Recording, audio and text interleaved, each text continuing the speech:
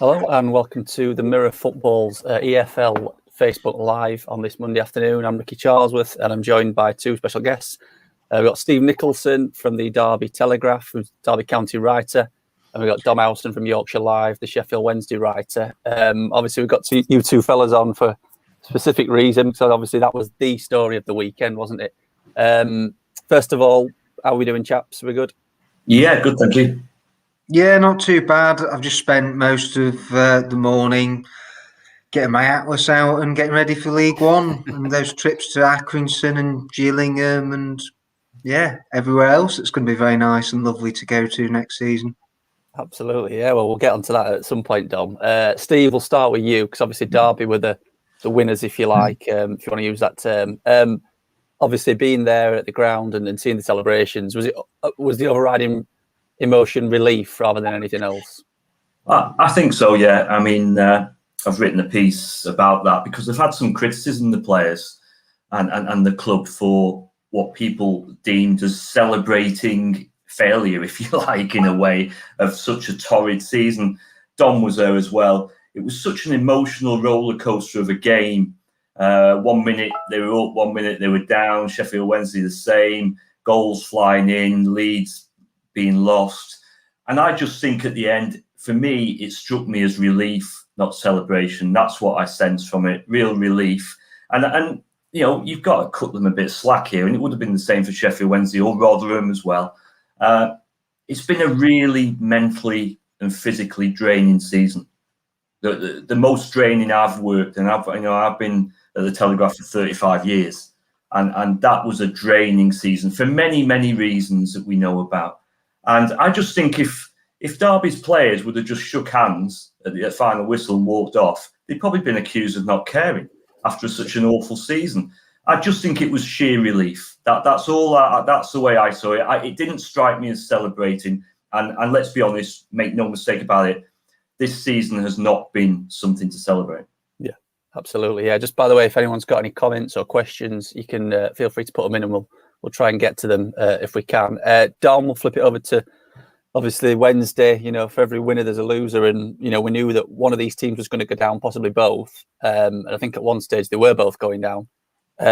Obviously, just dejection for Wednesday. But in truth, they weren't good enough for the whole season long.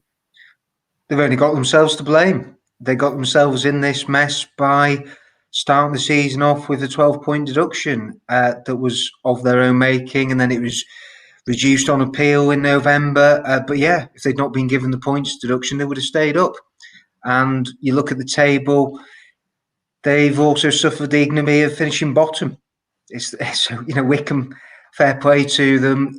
They have been bottom for most of the season, but put, you know, a tremendous late run together. And no, from Wednesday's perspective, everything that could have gone wrong has gone wrong. And they've got so many lessons to learn from this season. And Steve and I were talking about it at the weekend and last week, the similarities between these two football clubs, who, by the way, you know, two big clubs in this country. And they have grossly underachieved this season. And I suppose the thing I would add actually is that, no, I didn't think the Derby players' celebrations were over the top either. It's funny, Barry Bannon said a week or so before the match that if Wednesday had got the job done on the final day, he would have celebrated it like winning the Champions League. And after a year's toil and everything that's gone on, they had every right to at least enjoy the moments of staying up and the relief, because it's a heck of a lot easier to rebuild and start again in the Championship than it is in League One. Absolutely, yeah. And obviously, can I just bust in there and say that what really impressed me on the final whistle was the two managers. Wayne Rooney went straight over to Darren Moore. And, you know, it's a very difficult situation. One loser, one winner, only a few yards apart in the dugout, different emotions. And I thought both were very, very gracious. Darren Moore afterwards in his press conference, particularly gracious. it's been a difficult time for him, as we know personally, but also for Sheffield Wednesday. And he took the time out to congratulate Derby. I know Darren well from his time here at Derby. He's such a great guy, you know, so best wishes to him and to Wednesday next season.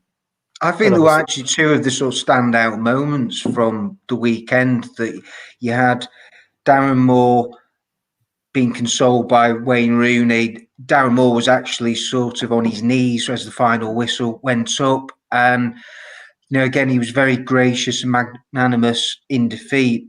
And then you also had it in the other sort of key match at the bottom of the table, didn't you, with Paul Warne and Sol Bamba in South Wales for the Cardiff-Rotherham match as well. So, you know, I think when you're talking about sort of sportsmanship and two moments that, in really depressing seasons for those three clubs connectors, you know, you've got to look at them and really take your hats off to the people involved.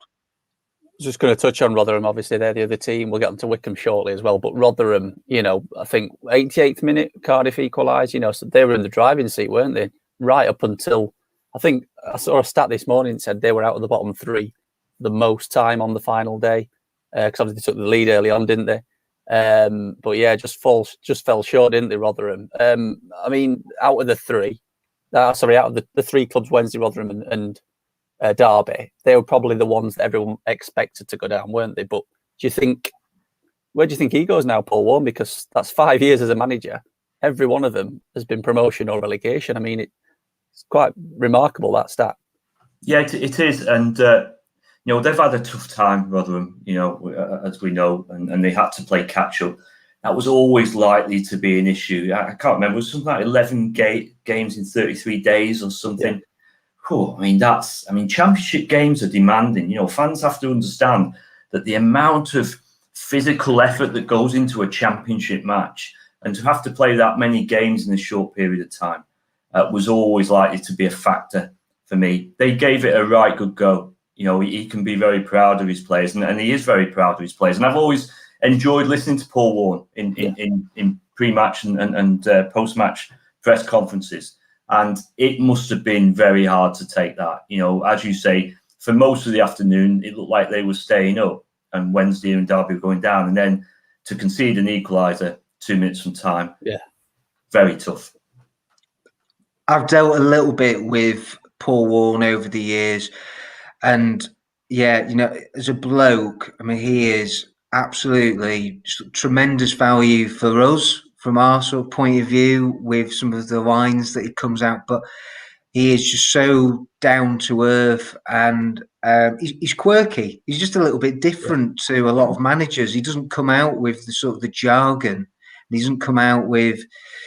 He just tells things as they are, and so I think that's what makes him really likable. And I mean, I think Rotherham, they would be foolish to not stick with him, and by all accounts, I think their chairman Tony Stewart has made it clear that Paul Warne's going to be the man to try and take them straight back up. But I think actually a lot of football fans out there, they would much rather that Rotherham had stayed up and that Derby and Sheffield Wednesday had gone down. And that's actually the sort of stark reality for Steve and I, that's the positions of the two clubs, that they have actually made themselves, in the eyes of a lot of people, through gross mismanagement behind the scenes.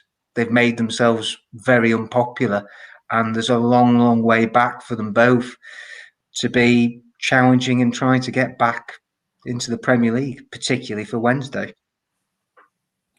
Obviously, we'll have to touch on the latest developments today, Steve, with Derby and all this talk about Wickham potentially taking legal action. I mean, obviously, you're the man with finger on the pulse. What's the latest that we know on this? Well, I mean, this has been ongoing, the appeal, since I think September. I've been waiting for that appeal, and it's appeal against the amortisation of players. It's only that part of the initial charge. Derby, we must remember, were cleared of all wrongdoing. So it's only that one part of it. And I was always under the impression, and still am, that even if Derby were to lose that one part of that appeal, it wouldn't result in a points deduction. So we'll have to wait and see what happens. At the moment, there's no official word that Derby have lost that appeal. There's nothing from the Football League at the moment, and so all we were going on is claims in a national newspaper. So everyone's kind of just waiting at the moment. But I just can't. I think it would be remarkable. I mean, utterly remarkable if suddenly there was a points deduction for Derby on this just one part of the charge. Don't forget, and I reiterate, they were completely cleared of any wrongdoing. So I think I'd be staggered if there was a points deduction. And certainly, I don't see how there could be one on this season. Now we've finished. I just couldn't see that happening. This sounds familiar, Dom, doesn't it? All the points deductions and retrospective charges and retrospective deductions. I mean, flashback a year, and this was Wednesday, wasn't it? Yeah, and from the outside looking in, I think the precedent has been set. And so even if Derby have lost the case and they're guilty and a punishment is to be dished out, I don't see how that they can be given a points deduction for this season. And by the way, I mean, this season's still ongoing, of course, as well. We've got the playoffs still to come. But yeah, I would have thought that if there was some sort of hefty fine or if there was a points deduction, it would have to be for next year. Either that or the EFL are going to be ripping up the rule book. We all might have to go back to final day again and play it all over again. No thanks, by the way. In terms of what's next for both clubs then, Steve, I mean, where did Derby go from here? Dom said it's better to rebuild in the Championship than it is in League One. But I know Rooney's comments were quite telling, weren't they, afterwards, saying we can't have another season like this. Yeah, absolutely right. I mean, when I arrived at the Derby Telegraph, Derby were actually in the 3rd division, and that was in 1985. So I know how tough a place that is. And Dom's absolutely right. Some fans are saying maybe it's a good thing that they drop down to League One, and start rebuilding. But it's never a good thing. Relegation is never a good thing. And, Derby will rebuild from this position. They have to rebuild from this position. Wayne Rooney is absolutely spot on. They cannot afford to have another season like this, and they mustn't have another season like this. Dom touched again on it before. Sheffield Wednesday and Derby, with respect to everybody else in the division, are 2 huge clubs at this level. Huge clubs. You only have to visit those clubs to get that feel about it. I know you get no points for history and all that type of thing. I get that. But yeah, Derby are going to have to rebuild. The squad needs major surgery. It has to be reshaped. It's imbalanced at the moment. And it's not been good enough. The table says that. The squad is not good enough. And Wayne Rooney said he's got plans in place. He had plans in place for the Championship and for League One, which is what managers have to do when they're uncertain of which division the club will be in. So he's got plans in place. He wants to bring players in. He's got a lot to sort out. He's got out of contract players. He had 6 loan players this season. So they'll all go back. Yeah. And then if you add the out of contract players, suddenly your squad is decimated. So there's an awful lot of work to be done. The other side of it, of course, for Derby is the uncertainty off the pitch, isn't it? So it goes hand in hand. The takeover saga has rumbled on for far too long, and that's had an effect on the season as well. So when you get off the field issues and on the field problems as well, at the same time, it's very, very difficult. So they have to tidy up and get things sorted out off the pitch, and then give the manager the opportunity to rebuild the squad. And that's the only way they're going to move forward, but it won't be easy. Just on the takeover, Steve, obviously Eric Alonso, another link between the 2 clubs, obviously an old advisor to Wednesday's chairman. What's the latest with that? Because that is, from the outside looking in, that's one that's rumbled on for a while. Yeah, well, initially the takeover bid came from BZI, and that kind of collapsed early in the new year. And so then we had a bid from Eric Alonso, No Limit Sports Limited, and that, as far as I'm aware, is awaiting on approval of the EFL. It's more than 4 months now. More than 1 month now since that was announced. A deal had been agreed in principle as such, and so it's gone a bit quiet.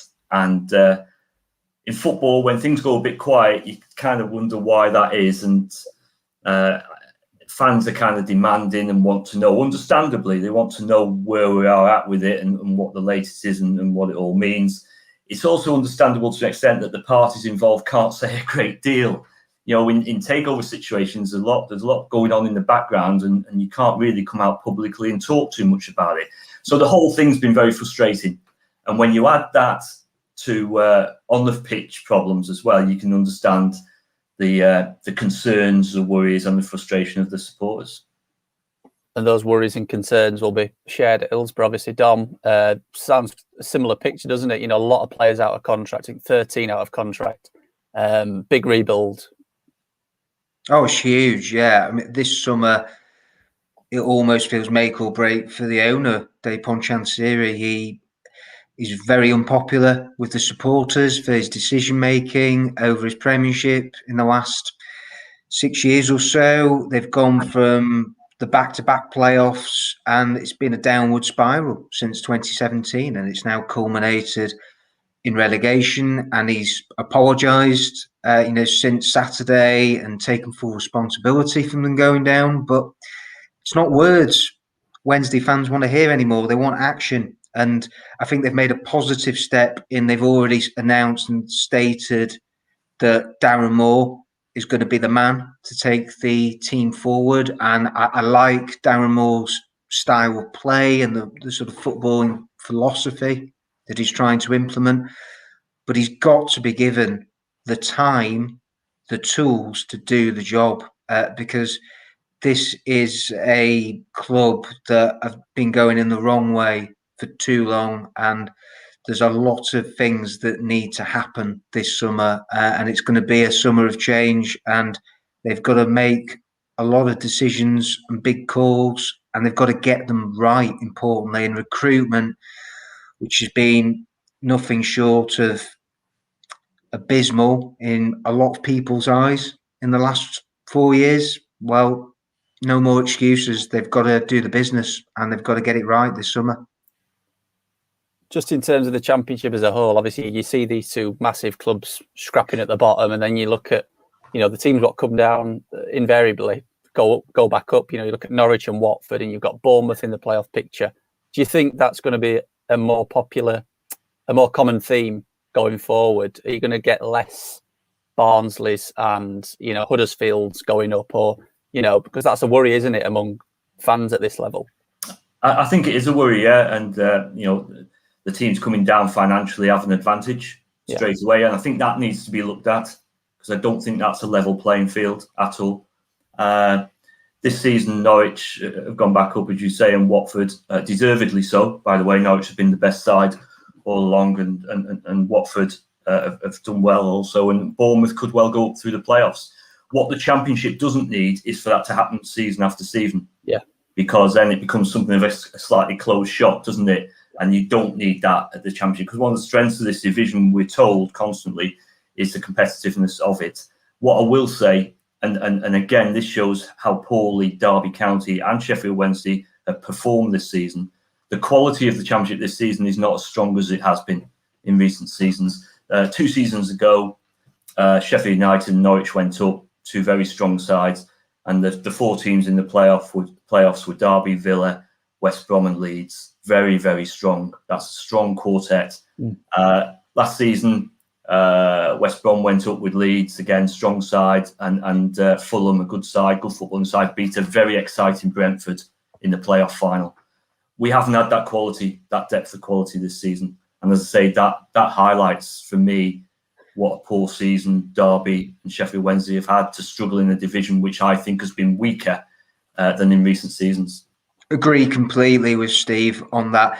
It has been such a weak league, and you only have to see that and have a quick glance at the bottom of the table to see the points tally that Derby stayed up with 44, and in most seasons that would have been nowhere near enough. So, I'd like to think that this is maybe going to go down as being a one-off, where you could get the 3 teams that were relegated go straight back up. And it will be interesting, won't it, to see the makeup of the division, with we're thinking it's going to be Fulham, West Brom, Sheffield United are going to come down, and then you've got what Hull Peterborough coming up, and then playoffs, Blackpool, and there's a few. I think Sunderland. There's a few strong clubs. So I think that next year, I think what you have to remember about the season is that it was a quick turnaround time as well, between seasons. And I think that the quality and the standard is not been there, as I think you've had a lot of tired minds, and it has been physically draining, as Steve said, right at the top. And it's true. I think that it's definitely taken its toll as the fixture schedule. It's been very tough on the players. So I do have some sympathy for them. And then I think we've seen that really in what's been served up. There's been a lot of dross this season. I think what's interesting to add another factor to that, of course, has been the absence of the fans. Yeah. Because I'm a big believer that, I don't think, and I said this to Dom last week, I don't think Derby and Sheffield Wednesday would have struggled as badly as they had if they have 28,000 in the grounds every other week.